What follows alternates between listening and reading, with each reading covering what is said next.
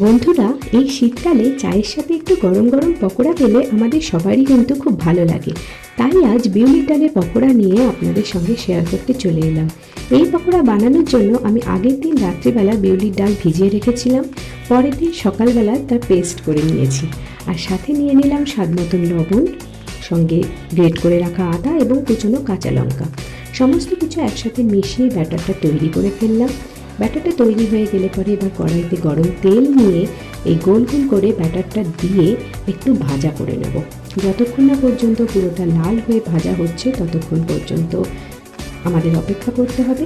দেখতেই পাচ্ছেন আস্তে আস্তে এটা লাল হয়ে ভাজা হয়ে আসছে। এপিট ওপিট করে আমি ভাজা করে নিলাম। লাল হয়ে ভাজা হয়ে গেলে পরে সঙ্গে সঙ্গে রেডি আমাদের চায়ের সাথে খাওয়ার পকোড়া। ভিডিওটা কেমন লাগলো কমেন্ট করে জানিও, লাইক আর শেয়ার করো, চ্যানেলটাকে সাবস্ক্রাইব করে পাশে থেকো। টাটা।